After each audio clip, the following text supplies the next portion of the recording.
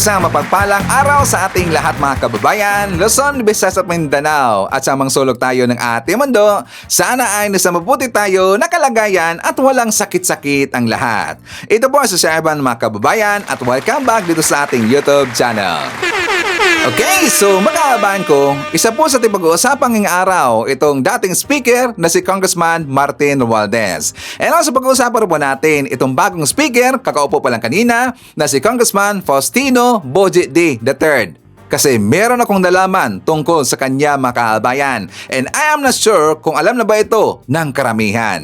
Okay? And also pag-usapan rin po natin ito si Congressman Meow Meow na mukha yatang merong mental illness, itong si Kiko Barsaga. Kasi meron pong ginawang kabulustagan kanina mga kababayan. Di ba nakita natin kanina ito si Kiko Barsaga na parang naging security guard sa labas ng office ni Speaker Martin Romualdez. At alam nyo ba? Napag-alaman natin, di ba kumalat na po yung balita na itong si Kiko Barsaga kasi gusto niya talaga maging speaker mga kababayan ko, pumunta daw ito doon sa office ni Kong Sandro Marcos.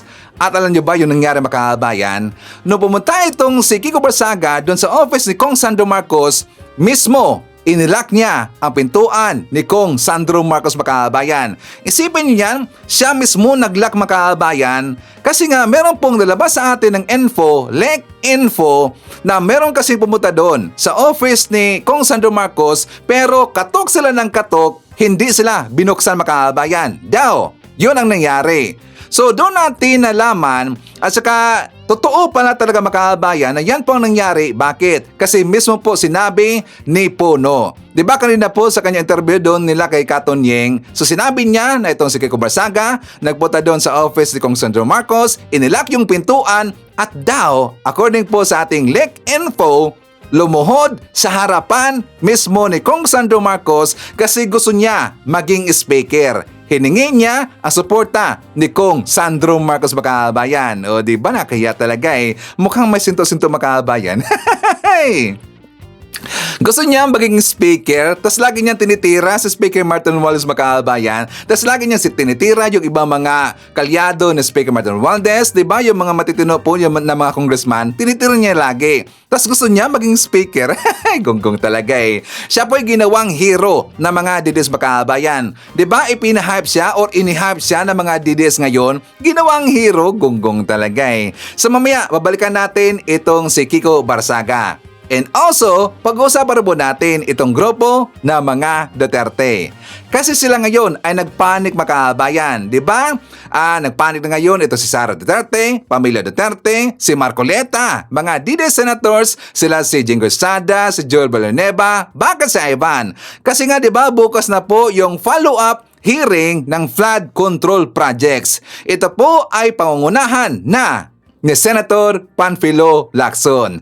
Kaya nga sila nagpanik kanina at saka alam na natin nung nangyari na po yung doon sa Senado makabayan ko nung naupo na itong si Senate President Tito Soto at saka pinalitan na ito si Marcoleta bilang chairman ng Blue Ribbon Committee, nagpanik na lahat ang mga DDS senators. Kaya nga 'di ba kanina nagpunta doon sa Senado itong si Sara Duterte. Yes, nagpunta ako kanina si Sara Duterte at siya po ay dumiretso, bumisita kay Marcoleta. Ano kaya ang kanilang pinag-uusapan mga kababayan ni Marcoleta at saka itong si Sara Duterte?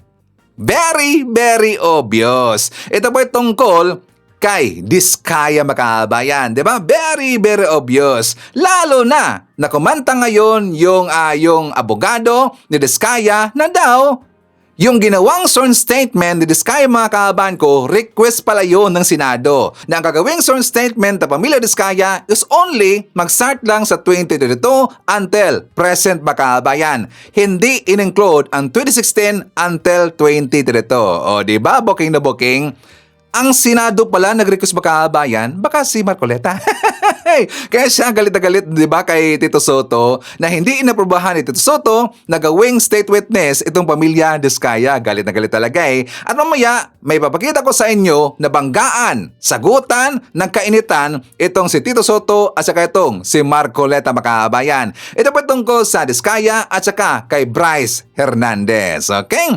So before natin pag-uusapan yung lahat, syempre, pasalamatan muna natin ang lahat ng mga viewers na nag-like and also nag-shares ng ating mga vlogs. Thank you so much at God bless po sa ating lahat.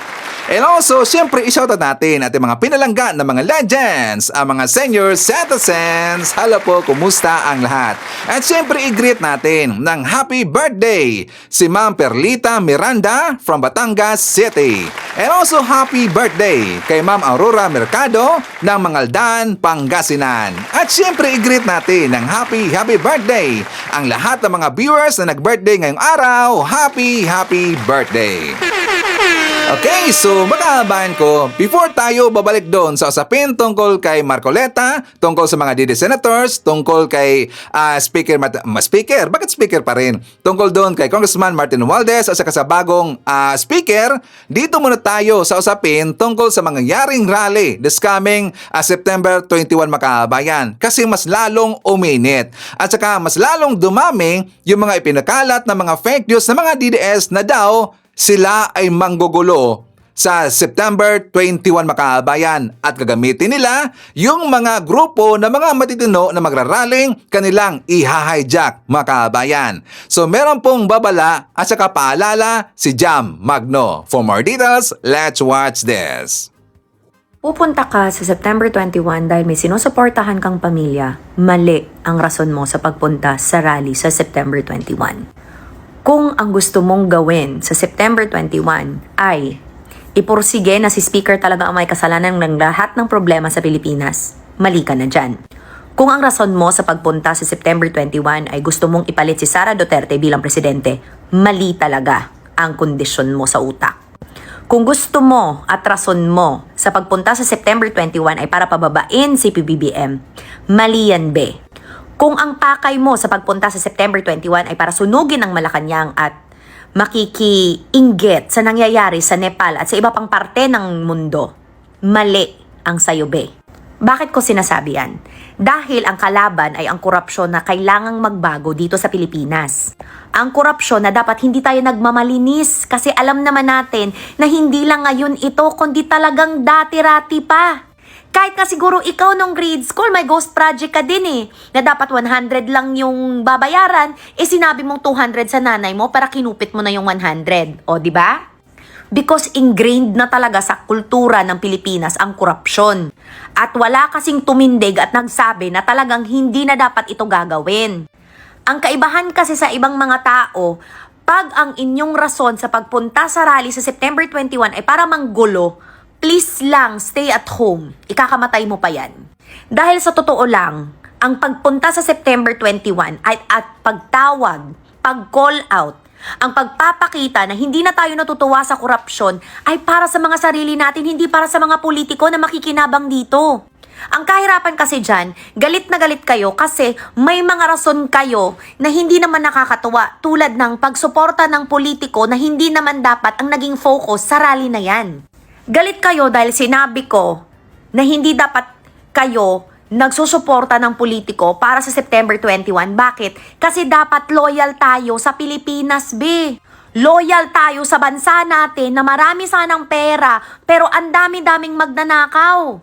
At as ang malala pa dyan, hindi lang yung magnanakaw, yung mga nagmamalinis. Yung mga supporter na hindi ginagamit ang utak. Na just because sinabi ni ganito, dapat susundin para ka nang kumain ng tain yan, be. Na sinabayan mo ng coke bilang chaser. Hindi dapat tayo ganun.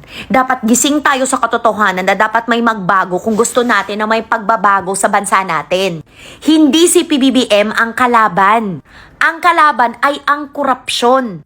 Kung kayo kasi hindi nyo alam ang pinaglalaban nyo, at ginagawa niyong kalaban si Speaker kasi yun ang may sabi ni Sara, o kinakalaban niyo si Sara kasi yun ang may sabi ni ganito, mali, be. Kahit ako mismo hindi ko feel si VP Sara na maging presidente. Kasi at the end of the day, guguluhin talaga natin ang Pilipinas Guguluhin talaga natin ang mga buhay-buhay natin kung kakayanin naman na may systemic change. Meron. Kasi nga 'di ba, ang gusto nyo, lulusubin nyo ang Malacanang, susunugin nyo. O san ngayon mag-oopisina yung Sara nyo? 'Di ba? Isip-isip. At sa mga nagsasabi naman na sige si Lenny ang ipapalit, mayor siya ng Naga. Bakit nyo 'di ba? Bakit niya iiwan ang Naga para maging presidente? Pwede namang idaan sa tamang eleksyon sa 2028. Ang kahirapan kasi sa inyo na hindi kayo nag-iisip ng maayos kasi hindi nyo kinikwenta na kapakanan dapat ng lahat ng Pilipino ang iniisip natin. Hindi yung mga sarili natin. Kasi di ba galit na galit kayo pag tinatawag kayong kulto? Kasi hindi ako naniniwala talaga na may kulto. Kasi ako naman, di naman ako nalinlang ni PRRD. Mahal ko pa rin naman siya hanggang ngayon. Pero hindi ako mapipilit na suportahan yung mga anak niya kasi ayoko na. Choice ko yun. Wala akong sinabing masama against sa kanila. Prangka lang ako na hanggang kay PRRD lang ang suporta ko.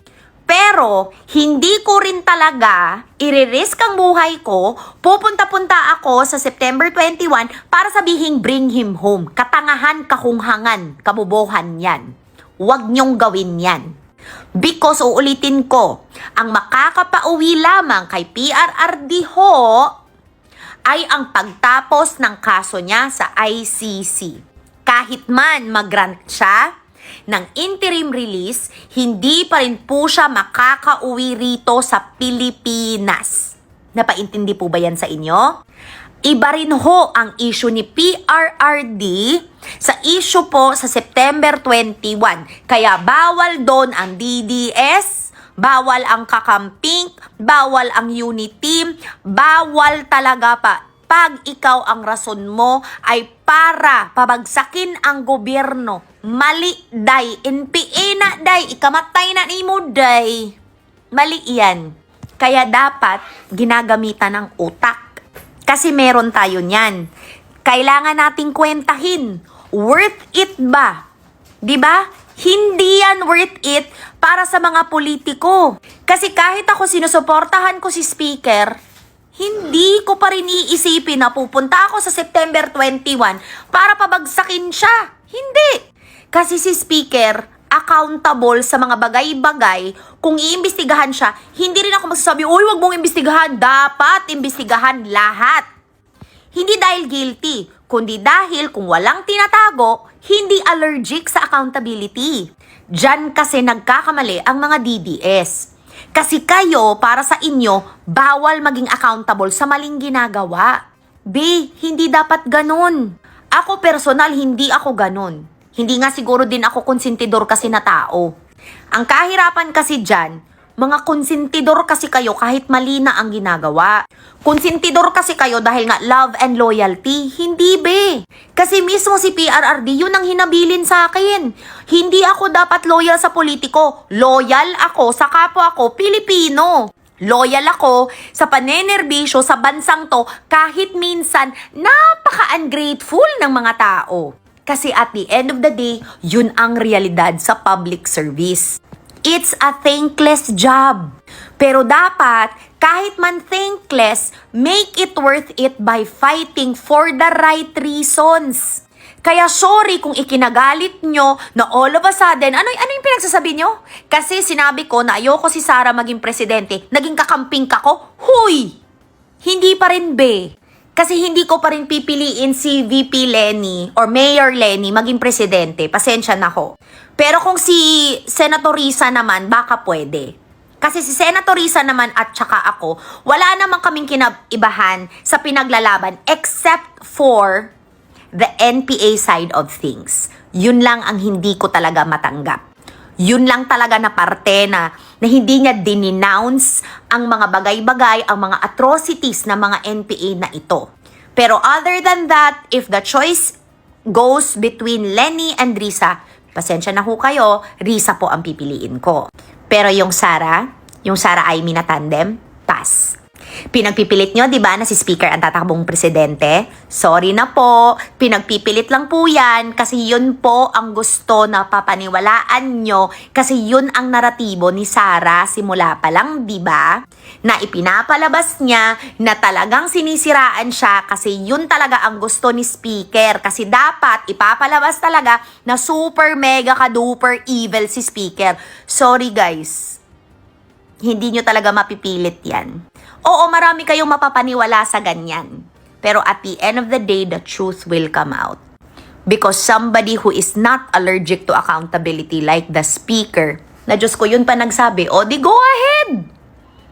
Investigate! Go ahead! Tama ang sinabi ni PBBM na walang sasantuhin. Kasi yan ang nangyari dati. Maraming kaibigan, maraming mga kakilala, maraming nakalusot. Hindi dahil ito yung tamang gawin, pero mas pinili na hindi na lang imbestigahan para wala ng gulo. Kaya kung ako sa inyo, be honest with yourself. Kasi that's what I did in 2022, kaya I decided to stop my support aside from PRRD only. Because even him going to the ICC is him being accountable because he's always been sure about being accountable. And he's always been the type of leader na uunahin niya yung accountability.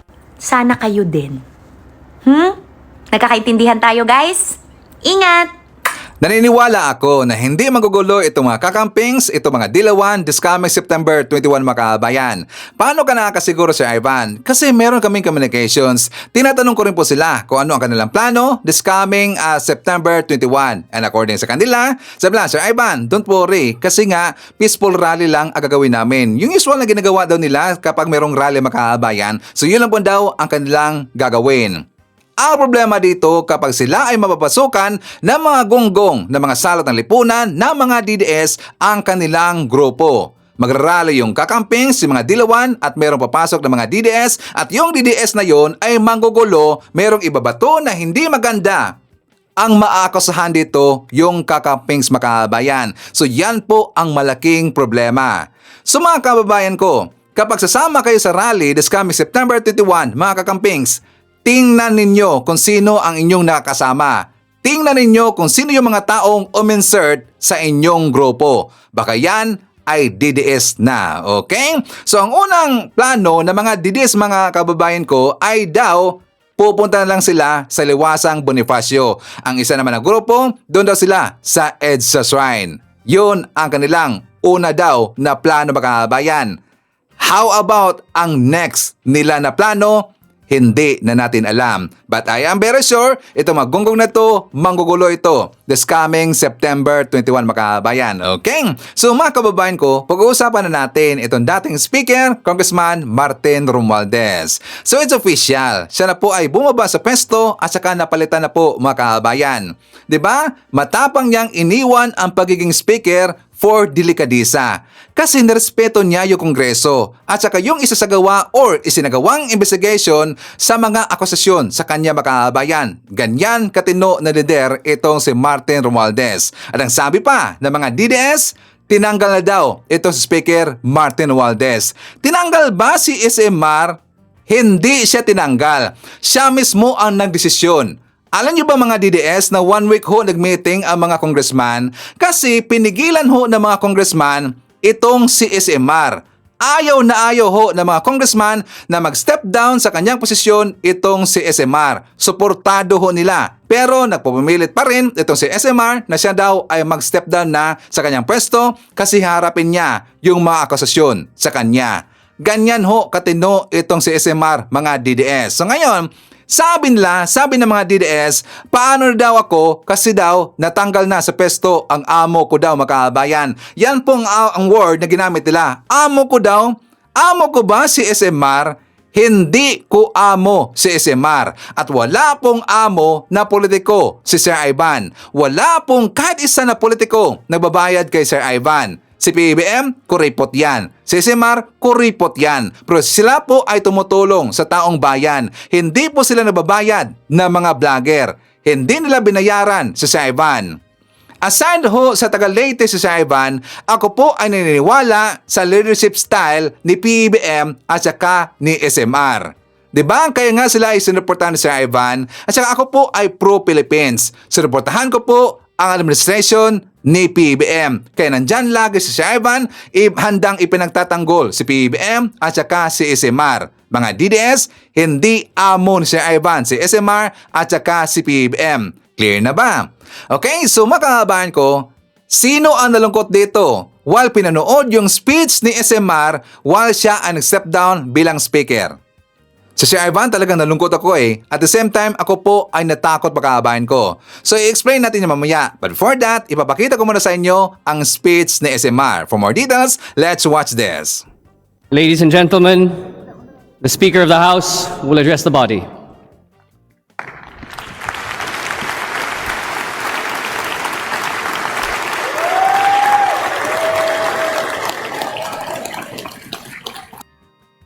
I stand before you today with utmost humility and with deep gratitude for the trust and confidence you have accorded me. In his recent State of the Nation address, our President reminded us that accountability must prevail and that no one is above scrutiny. I fully and unequivocally embrace that call. The issues surrounding certain infrastructure projects have raised questions that weigh not only upon me, but upon this institution we all serve. Ang ating mga kababayan ay naghahangad ng linaw at higit sa lahat ng tiwala. Tungkulin natin ito'y may balik.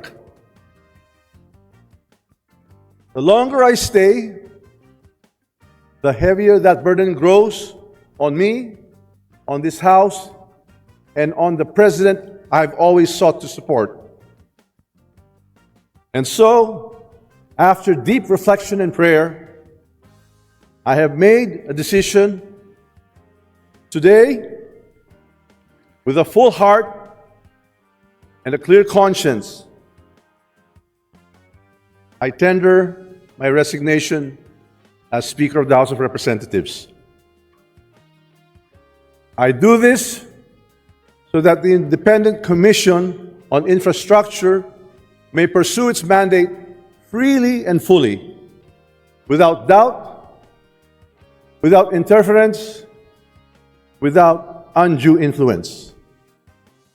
Walang pipigil, walang makikialam. Let the truth emerge and let justice be done. My colleagues, carry forward the work of this institution with unity and resolve. To the Filipino people, never lose faith in democracy, for it remains capable of self-correction and renewal. Mga minamahal kong kababayan, I leave this chamber as I first entered it, a humble servant, ready to serve wherever duty may call. I step down not in surrender, but in service. For sometimes, the greatest act of leadership is the grace to let it go, so that this institution may endure stronger than ever before. Madamo nga salamat, ayon nga tanan, mabuhay ang Kongreso ng Taumbayan, mabuhay ang Pilipinas. Okay, so alam niyo ba kung bakit ako nalungkot na step down bilang speaker ito si Martin Romualdez? Kasi kailangan po ng shield, kailangan po ng suporta, at kailangan po ng proteksyon si PBBM. Kasi hanggat speaker ito si Martin Romualdez, alam nating lahat na wala pong mangyayaring impeachment case dito kay PBBM. Hindi po mai-impeach itong si PBBM. Pero siyempre, we have to trust the process, we have to respect the process, at kailangan rin po nating rirespetuin ang naging desisyon ni Martin Romualdez. We have to trust PBBM and also Martin Romualdez. Alam niyo ba kung bakit ako natakot? Kasi ang pumalit dito kay Martin Romualdez na itong si Congressman Faustino Boji D. III, siya po ay dating tauhan ni Digong. Siya po ay dating member ng PDP Laban from 2018 till 2034. At bago lang ho siya naging member ng PFP or Partido Federal ng Pilipinas ni PBBM. Kaya ako ay natakot. Pero sana lang na kung ano ang ginawa ni Martin Romualdez dyan sa House, ito rin po sana ang gagawing guide ni Budget D dyan sa House Makabayan. At ipag-pray ho natin si Budget D na sana poproteksyonan niya si PBBM at all cost. Kasi alam mo natin kung ano ang ginagawa ng mga salot sa lipunan na nandyan sa House, mga kababayan. Okay? So anyways, ipapakita ko sa inyo itong interview na Puno doon kay Karen Davila. For more details, let's watch this. You know, the reason for his stepping aside is precisely because he wants to address and face all of this.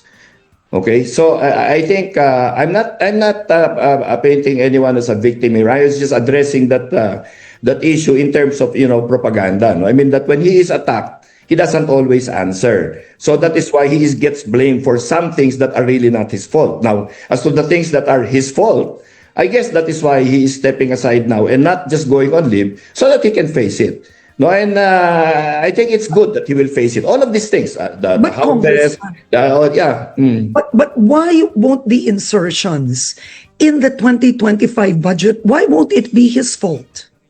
I mean, Because doesn't right now- the buck stop with the leader? I Di ba think- ano nang tinuturo natin, sir? Well, here's the process of budget. As I explained earlier, the House version did not have the insertions. It went to the Senate. The Senate and the Congress had a bicameral committee. The bicameral committee was composed of many representatives. Then they decided to make it a small committee. The small committee was 4 people. Okay, Senate President Chis Escudero, Speaker Romualdez, Senator Grace Poe, and Congressman Saldico. Oh. That was the small committee. The small committee went into their meetings. This is where the insertions were put in, by the way. Yun. So nandun po siya. No, Nandun siya eh. the speaker did not attend those meetings. Senator Grace Poe was not allowed to attend most of those meetings. It ended up Saldico and Senate President Escudero were the ones that actually penciled in whatever needed to be penciled in at the end. And Karen, if you look at the budget, there are 20,000 DPWS projects, 20,000. So, it takes a lot of, real painstaking work to do it. But it was the two that actually finalized those things. And that is what I'm saying, did not come to light until just recently. This is the situation everybody knew was the case as early as January. So now, Congressman, with regards so to the- is it right to say that Zaldico and are you saying she's Escudero are frankly to blame yes. for the 2025 budget? Yes.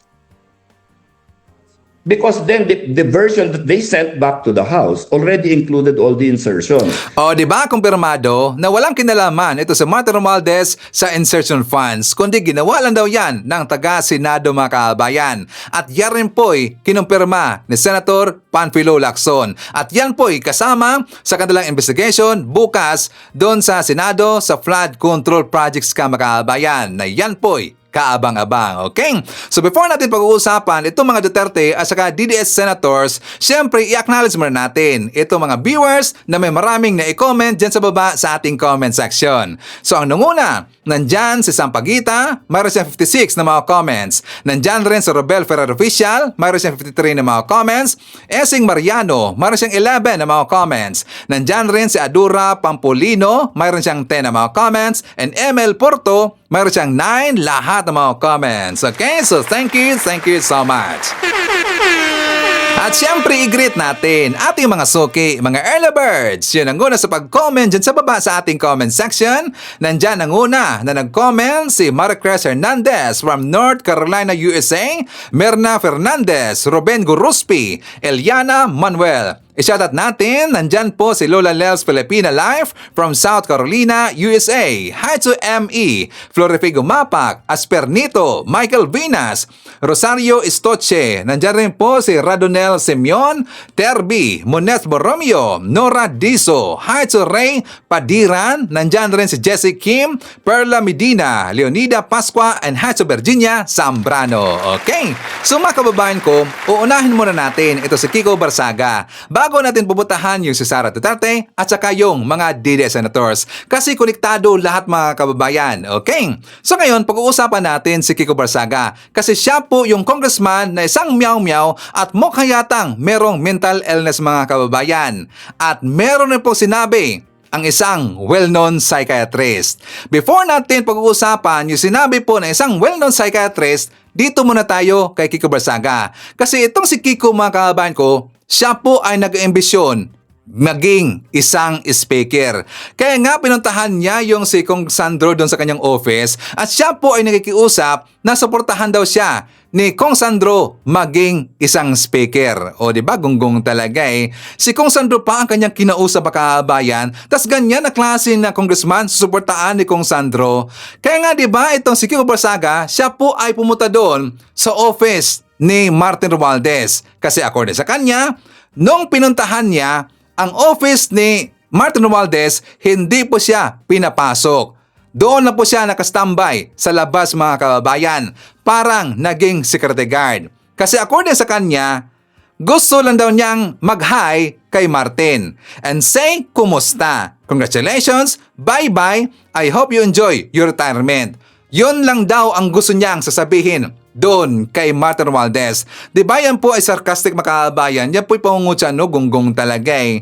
So itong si Kiko Barsaga, bagay lang talaga. Tama lang ginawa sa kanya na hindi siya pinapasok doon sa office kay Martin Romualdez. Siya po ay naging isang security guard makabayan.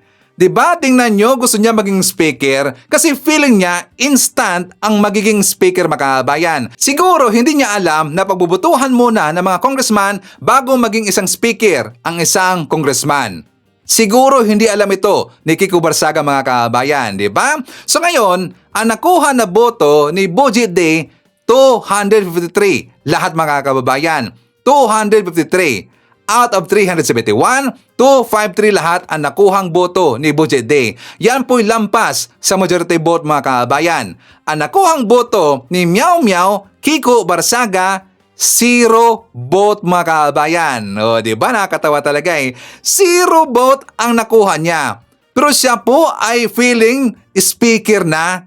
Di ba? Meron nga siyang pasiuna na post doon sa kanyang Facebook account na siya daw ay speaker mga kababayan.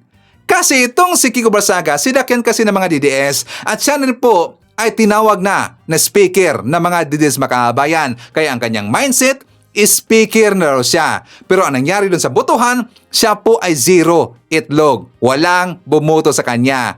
Meow meow. Nakakatawa talaga eh. Sa ngayon, meron pong nag-message kay Montolfo na itong isang well-known psychiatrist makabayan. So according po sa post ni Montolfo, sabi niya, the text message below came from my friend, a well-known psychiatrist. Mon, how about posting in your Facebook page that Congressman Francisco Barsaga of Cavite or yung si Kiko Barsaga should see a psychiatrist to get a clearance that he is mentally fit to perform his duty. My personal opinion is he has a bipolar disorder daw makabayan, according sa well-known psychiatrist. But please don't mention my diagnosis. So let's sympathize with Barsaga for bringing shame on himself and in effect, the people who voted him into office. He most often doesn't know what he's doing or saying. Yan po sabi ni Ramon Tulfo mga kababayan. Sabi pa niya, which reminds us of another politician who's most probably bipolar because she has extreme mood swings. Parang si Sara Duterte ang kanyang pinapatamaan dito. This politician who has a large constituency that would die for her and therefore loonies like her spouts garbage when she's crazy and laughs out loud in her lucid moments. O tingnan nyo ha, mismo na ho yung isang well-known psychiatrist ang nagsabi na ito daw si Kiko Barsaga ay merong bipolar disorder mga kabayan. Mukhang kapariha kay Sara Duterte. Diba? So ngayon mga kababayan ko, ipapakita ko sa inyo yung nangyari doon sa Senado. Kasi nga itong si Sara Duterte, siya po ay napasugod doon sa Senado. Kanyang binisita itong si Marcoleta mga kababayan. Ano sa tingin ninyo ang kanilang pinag-uusapan? Diba? So very obvious talaga kasi nga bukas na po yung hearing doon sa Senado. So according dito po sa mga kababayan natin, ang kanilang message or kanilang comment, sabi dito, huwag na kayong magtaka. Pag-usapan nila kung anong susunod na hakbang ni Marcoleta sa Diskaya. Number 1 top contractor pa naman ng tatay niya Diskaya. Siyempre, alam na. Ikulong na yan. O, di ba na ba siya tuloy mga kababayan? Kasi nga nakakaduda talaga eh. Bukas na yung hearing. Tas before po sa hearing, napakita ito si Sara Duterte. Before siya lumipad sa ibang lugar mga kababayan. Nakakaduda. Kasi nga 'di ba? Nakita na natin 'di ba si Marcoleta talagang galit na galit dito kay Senate President Tito Soto. Si Marcoleta, malamang sa malamang siya po ay ginipit or inipit ni Sara Duterte. Malamang sa malamang, yan po ang tingin ni Sir Ivan, mga DDS, na itong si Marcoleta at saka yung ibang mga DD senators ginipit ngayon or inipit ngayon ni Sara Duterte. Malamang sa malamang ang sinabi ni Sara doon kay Marcoleta na hindi dapat pag-uusapan yung panahon ni Digong. Pero hindi na ho sila makakalusot dito. Bakit? Kasi sinabi na ho mismo ng abogado ni Diskaya na mismong taga-Senado ang nagsabi sa kanila na huwag isaling ang 2016 to 2022 sa sworn statement ni Diskaya. Ito po ang ating pruweba.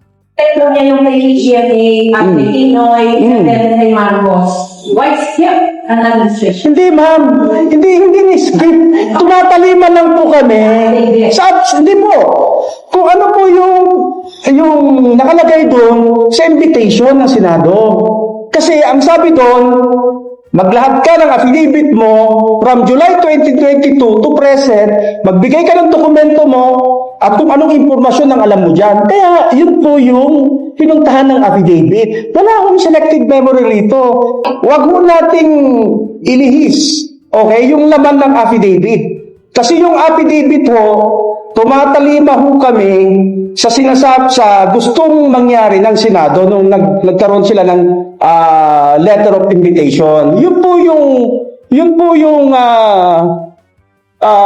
tinatakil dun sa affidavit. Wala akong selective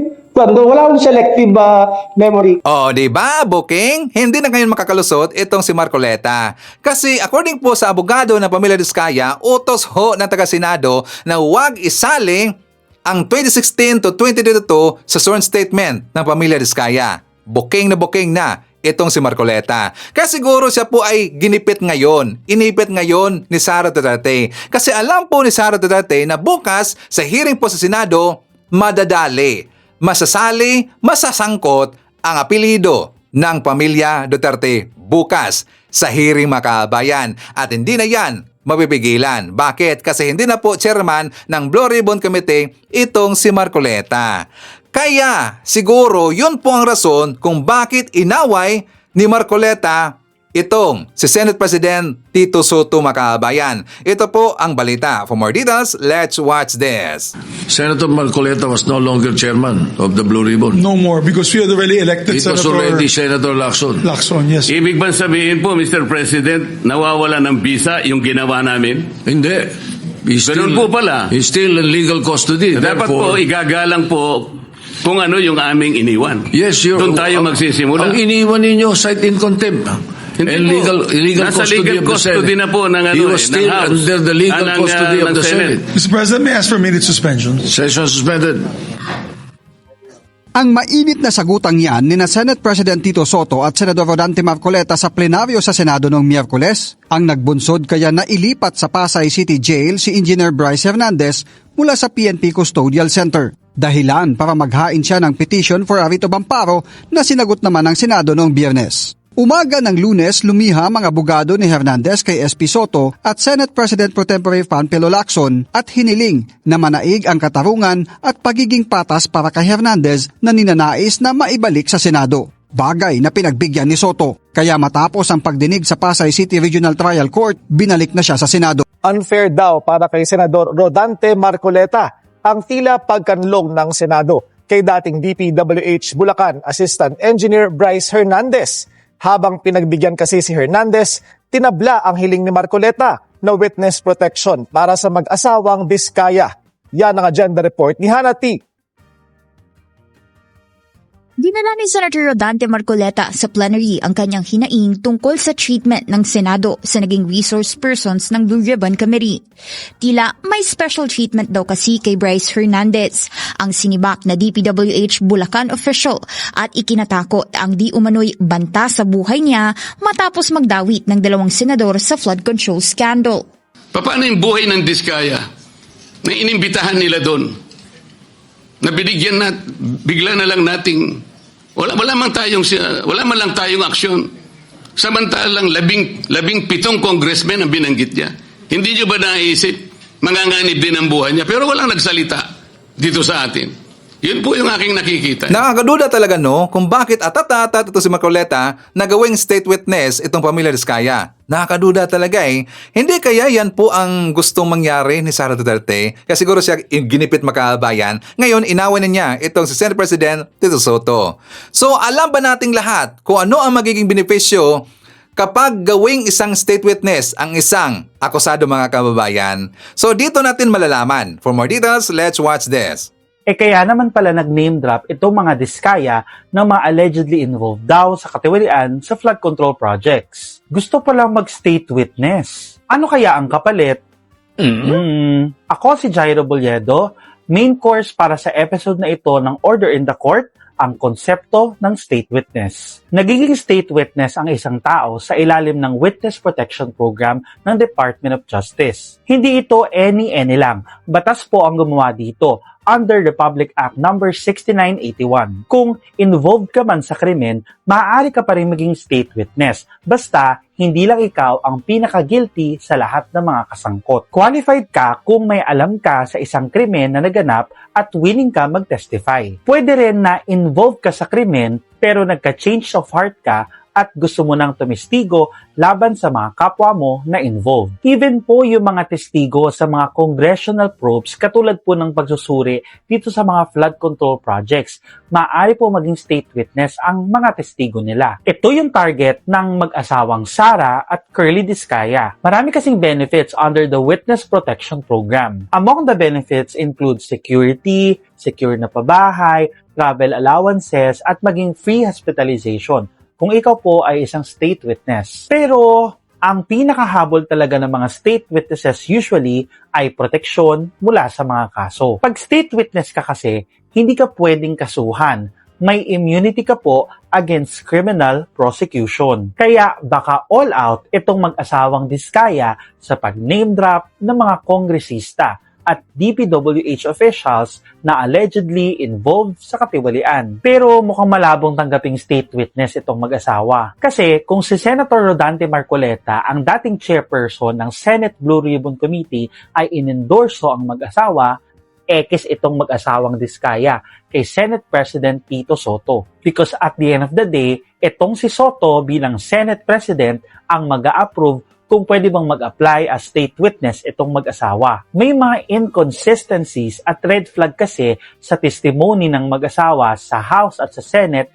ayon kay Soto. Isa sa mga kulang daw ay bakit walang involved from 2016 to 2022 during the time of former President Rodrigo Duterte. And yet, top contractor ang mga Diskaya under Duterte. Mahalaga ang trabaho ng mga state witnesses dahil ang kanilang testimonya ay makapangyarihan upang maidiin further ang mga may sala. Kaya dapat trustworthy sila at hindi kung sino-sino lang. So, pasok ba sa banga ang mga diskaya? Tingnan nyo na lang ang track record nila. Si Sara, kontraktor na nangarap maging politiko. Nag-claim pa nga sila na lugi raw sila sa ibang mga kontrata, pero nagparada ng dose-dosenang luxury cars. Top contractor sa ilalim ng Administrasyong Duterte, pero apparently, notorious pala for tax deficiencies sa sarili nilang syudad na Pasig City. E dinawit pa si Marcy Teodoro bilang congressman daw ng Marikina City. Pero yung period na sinasabi ng mag-asawa, mayor si Marcy noon. And if you are not admitted as state witness, definitely then you will be one of the co-accused. And with your admission that you made already in the Senate and before this committee, I think the offense of plunder is already established. Sabi nga ni Pasig City Mayor Vico Soto na nagtambak ng boto sa nagdaang eleksyon laban kay Sara Diskaya, iba raw ang logic sa universe ng mga Diskaya. Kaya nga nakakaduda mga kababayan, siguro itong rason kung bakit at ito si Marcoleta na gawing state witness itong pamilya Diskaya. Bakit? Doon na po natin nakita na kapag state witness yung pamilya Diskaya, immune na ho sila sa mga kaso mga kababayan. Malamang sa malamang ang pababasihan lang dito yung kanilang last na sworn statement. At hindi doon nasali yung 2016 to 2022, di ba? So kung state witness itong pamilya Diskaya, wala na, hindi masasali sa investigation yung pamilya Duterte mga kababayan. Siyempre mautak si Senate President Tito Soto kaya hindi niya inaprubahan mga kababayan.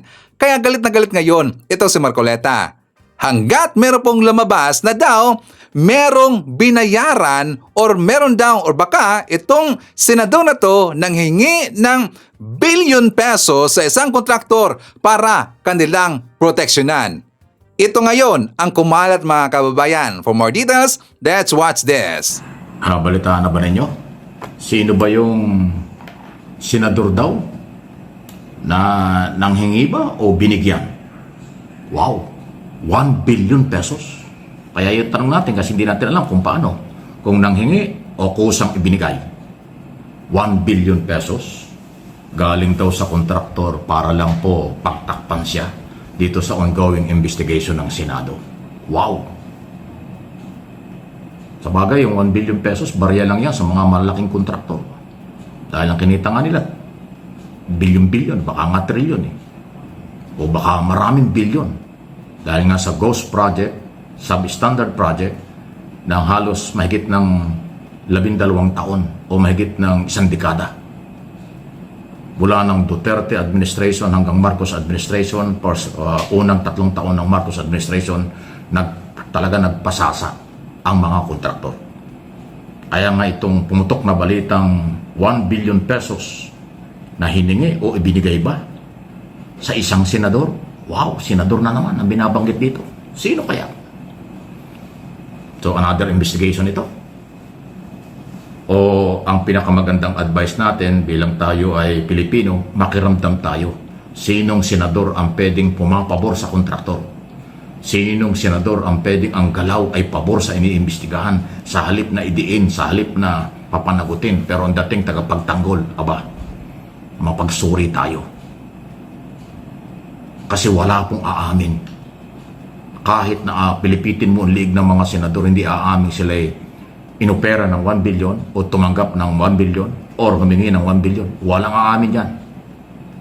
Para din itong issue ng involved ang mga politiko dyan ho sa korupsyon, sa flood control, walang umaamin kahit anong gawin nyo. Hindi lalo na itong 1 billion pinag-uusapan. Pero pumutok po itong balita. Hindi pwedeng ibaliwala. Kaya nga ang advice natin, tayo ay maging agresibo sa pagbabantay dito. Mukhang nagkakalutuan na. Mukhang ginagamit na ng mayamang nakinabang sa pera ng bayan sa matagal na panahon at bilyon ang kinita, paikutin ang kailang pera. Iyan ang sinasabi ko noon pa. Kaya kailangan talagang kumpiskahin, kasuhan ng mga ito para hindi magamit ang pera. Ngayon po'y ginagamit na nito mga impluensyang ito ang koneksyon at pera para kanilang ilihis ang katotohanan. Kaya magbantay tayo rito. Kaya hindi natin mapipigilan yung mga kilos protesta. Sana ang agenda ng mga rallying gagawin ay para sa paghahanap ng katotohanan, papanagutin ang mga may sala sa kaban ng bayan. Hindi po pinipigilan ni Pangulong Marcos yan. Pabor nga siya. Hinihikayat pa nga niya. Mag-rally ang mamamayan at hanapin ang katotohanan, tulungan siya dito sa isyong ito. Yan ang gusto. Kayo pong mga Marcos loyalists, Marcos supporters, huwag kayong magagalit sa akin. Ang aking pinagbabasihan ay yung sinabi ng Pangulo, okay lang ang mga rally para hanapin at papanagutin ang mga ng abuso sa pera ng bayan. Huwag niyong masamain yung rally. Huwag lang gamitin ng pangsariling interest, political interest. Pero kung katotohanan, usigin ang mga posibleng sangkot, normal po yan, karapatan yan sa ilalim ng saligang batas. Okay? So, itong 1 billion pesos, bago pong balita ito na pumutok. Sino kaya yan? Dapat nating abangan. Ito ba'y aabot doon sa Presidential Independent Commission na pag-iimbestiga? So kung merong korupsyon sa flood control project, meron din korupsyon doon sa suhulan. Suhulan ba ito? Panghihingi ba ito? O itong 1 billion pesos na ito? Mabigat pong akusasyon yan. Hindi natin alam kung sino talaga ang senador na sangkot dito at sinong kontraktor.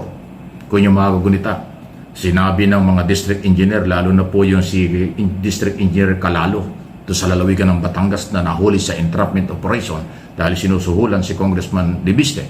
Ano ba ang sabi niya? SOP ay normal lang. Pag hindi mo tinanggap, Congressman, ang iba ang makakakuha nito. At saan ba galing ang pera? Galing sa mga kontraktor. Organize. Ang kontraktor ang merong kapabilidad maglabas ng pondo para pansuhol, pampaikot ng investigasyon at ginagamit nila yung pera. Ang mabigat dito, pera ito ng mamamayang Pilipino. Hindi ito sariling pera nila. Ninakawan tayo, tapos yung pamperang ninakaw nila, yun ang gagamitin nila sa parang sila'y makagalaw. Masuhulan ang mga corrupt politician o government official. At pagdating sa husgado yan, baka magkasuhulan pa doon. Kaya nga mabigat eh. Kaya nga lagi ang sinasabi natin ay dapat ho ay merong mas matinding aksyon at plano ang ating administrasyon under Marcos. President Marcos, ang problema, rule of law kanyang pinapairal. So ito, alam nyo yung mga kawatan, abusado sa pera at kapangyarihan. Hindi natatakot yan sa rule of law. Kasi yung pera nila nakuha, yun ang gagamitin nila. Sa investigasyon, para iligaw ang investigasyon, pagdating sa korte, ililigaw ang korte, ililigaw ang mga ebidensya, hahanap ng testigo, lahat pera ang papairalin. Pero yun po yung rule of law. Kaya lang, dito sa kanitong klaseng sitwasyon, mukhang hindi bagay ang rule of law sa mga ito. Rule of law rin ang pairal, kumpiskahin, panagutin, para mabawi ang perang inuha sa bayan. Iyon po yun. Okay? So, itong September 21 rally, kung anong grupo ito, iba-ibang sektor, ang samahan natin dito ay yung totoong merong agenda. Yung ang agenda ay pang sarili, political interest, huwag natin samahan. Hindi yan pwedeng pigilan. May go signal ang Pangulo, okay lang. Babantayan sila ng mga otoridad. Malapit na po yun. September 21. Itinapat pa sa martial law anniversary. Kung yung mga gunita, 1972 or 71, martial law. September 21 po yun. Kaya this coming September 21, yan sasabayan ng mga rally. Maging maingat ang tayo kung anong grupo yan. Yung para sa bayan, labanan ng korupsyon, yun ang ating samahan. Pero yung kunwari laban sa korupsyon, pero merong agenda na magpalit ng gobyerno at ilagay ang kailang gusto, ingat tayo doon. Ibang issue yun. Interest nila yun, hindi yun talagang paghanap ng katotohanan. Maging maingat tayo. Ewan ko kung anong kahinat niyan. Sa ngayon, hindi ko nakikita kung ano ang linaw eh. Kung anong liwanag ng paghahanap ng katarungan. Sino ba ang magtatagumpay at magiging daan ng pagbibigay ng kaliwanagan? Yung Kongreso, yung Senado, o yung Independent Commission? Yan ho yung inaabangan natin ngayon. Lahat sila ay merong kakayanan. In aid of legislation ng Kongreso, in aid of legislation ng Senado. Yun po yun. Yun namang Office of the President, nagbuo nga ng komisyon, tingnan natin kung hanggang saan yan. Kaya lang ulitin ko, walang contempt power na ibinigay Kaya parang ombudsman lang ang galaw nito. Parang DOJ lang. Parang redundant lang sa obligasyon under the law ng Department of Justice, ng ARTA at saka ng ombudsman. Akala ko ay makapangyarihang komisyon, lahat ibibigay pero limitado pala, hindi pala. Kaya abangan natin kung hanggang saan makakarating yan. Yang sa tingin ko ay may pagkukulang pa o kakulangang authority o power dyan po sa isyong yan. Okay, so kasama rin po natin, nandyan si Josephine Gallego, Adeluisa Taha from Riyadh, Saudi Arabia, Phil Macabato, Shirley Riesman from Cincinnati, Ohio, USA, Haitsu Evelyn Garcia, Tony de los Reyes, Los McKeever, Salvacion de la Cruz, nandyan rin si Sharon Capellas, Sheena, Esther Raful, Annette Aligre, Ani Hoson from Japan. Isyatan natin si Elben Stioko from Dubai, Menchi Saudi Naval, Charlie Stabaya, Jovi Montero, Angels, Four Seasons, and hi to Nana Jackie. Okay? So mga kababayan ko, ipapakita ko sa inyo yung press con ni Yusek Claire Castro kasi nga dito dinurog niya itong si Sara Duterte. Kasi itong si Sara mga kababayan ko nagmamadali kasi. Kasi according po sa kanya ni Sara, bakit pa daw hihintayin ni PBBM yung ICI? Kung meron na daw sangkot sa katiwalaan sa gobyerno or yung sa flood control projects, bakit hindi daw kaagad-agad kakasuhan mga kabayan? Siya ay dinurog ni Yusek Claire Castro. For more details, let's watch this. Tanungin natin, may moral ascendancy ba ang Vice Presidente pagdating sa usapin ng korupsyon? Sabi po ni BP Sara, dapat daw po agad na inaksyonan ng Pangulo yung flood control mess instead na hintayin daw po yung magiging findings ng ICI. And ang sabi po niya, and I quote, kung ikaw, presidente ka, tapos alam mo na kung ano ang nangyayari, makikita mo, based on the budget, kung paano binababo yung pera ng bayan. Mag-aantay ka pa ba ng commission o truth commission o ano pang commission? Okay. Unang-una po, hindi po natin alam kung kung siya po ba ay matagal na nagstay sa isang kuweba at hindi niya nalalaman ang mga nagaganap at hindi niya nalalaman kung ano yung agarang isinasagawa ng ating Pangulo.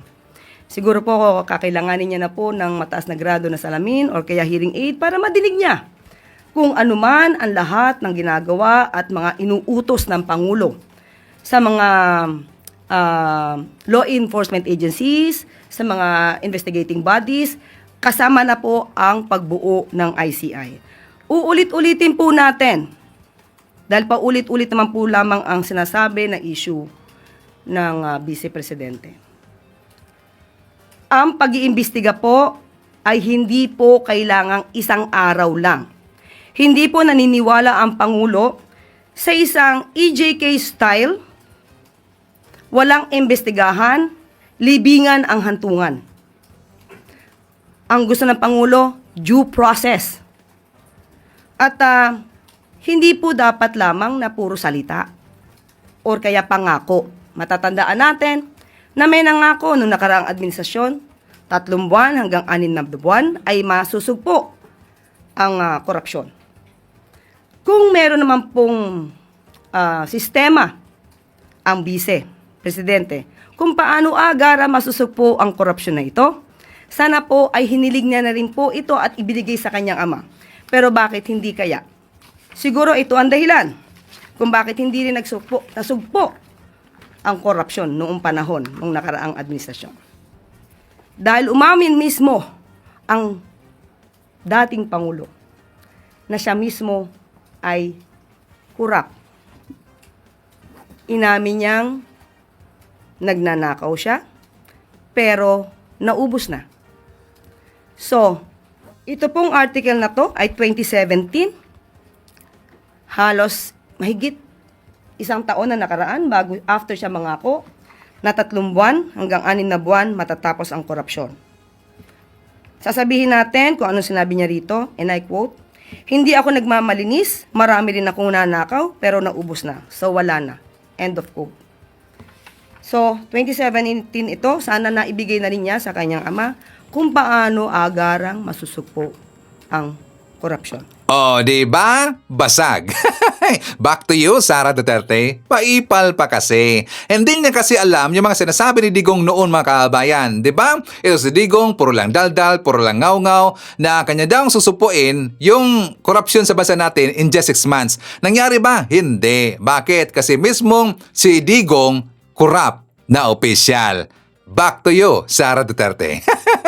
Nakakatawa naman eh. So anyways, kasama rin po natin si Gareth Batarena, Ninita Umali, Alicia Lee, Kelsa Hoffman, hi to Merna Borromeo, nandyan rin si Zamora, Jamandron Merline, hi to Milagros Banes, nandyan rin kasama natin si PBBM Marcos Admin Supporters, Lorito Padolina, Ovom Pai, Art Iscaran, nandyan rin si John Subang, Carmen Robertson, Alben Alves, hi to Easy Kim, isyatat rin natin si Elmer Pinaranda, Biole Binaventura, Lilia Calamba, Judith Dumas Panya, nandyan rin si Liza Sadura Pahe, Annabel Hoson, Lucy Regidor, Miggy Boom, and hi to Anjang Aison. Okay, so mga kababayan ko, yan natin manakalap na mga balita ngayong araw. Kung nakaabot ka po sa portion na to, sana nakapag-like na ho tayo. Libre po ang mag-share. Libre din na mag-subscribe. Again, maraming salamat sa mga viewers na hindi nag-skip ng ating mga commercials. Thank you so much. At before natin tatapusin ang ating programa ngayong araw, sana sabayan nyo si Sir Ivan para sa ating live messaging prayer. Panginoon, salamat po sa panibagong araw na ibinigay ninyo sa amin. Gabayan ninyo kami sa lahat ng aming gawain, sa trabaho, sa pag-aaral, at sa pakikisalamuha sa ibang tao. Bigyan ninyo kami ng lakas ng loob sa pagharap sa mga hamon at karunungan upang gumawa ng tamang desisyon. Naway maging kasangkapan kami ng inyong pag-ibig at kapayapaan. At sa bawat hakbang namin ay madama namin ang inyong presensya. Idinadalangin ko ito sa pangalan natin Panginoong Jesucristo. Amen. So maraming salamat mga kababayan, and I hope to see you again on my next video.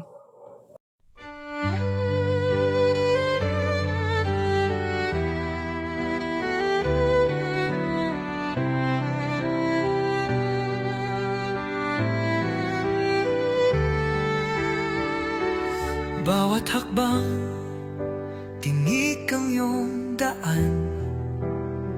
Sa sariling bayan, ika'y hinusgahan. Ika'y siniraan ng ganit sa kapangyarihan. Agilang nagnakaw ng pera ng taong bayan. Pinapasan mong lahat ng dusa. Matatag ka, hindi gaya ng iba. Ngunit kahit sugatan, kahit lumuluha, iniisip mo pa din kapakanan ng iba. Bongbong, hindi ka kailanman iiwan. Loyalista hanggang dulo ay nandyan. Kasama mo kami sa lungkot mo at saya. Pagkat Pilipinas, ikaw ang pag-asa. Sa laot ng unos, ikaw ay nag-iisa. Iba'y nagbubunyi sa iyong pagdurusa. Ngunit lahat ngayon ay malinaw na. Katulong mo ang Diyos, nag-iba sila. Ipinaglaban mo ang lahing sinumpaan. Nagkalat peking balita sa mamayan. Binabaliktad nila ang katotohanan, pero hindi na naig ang kanilang kadiliman.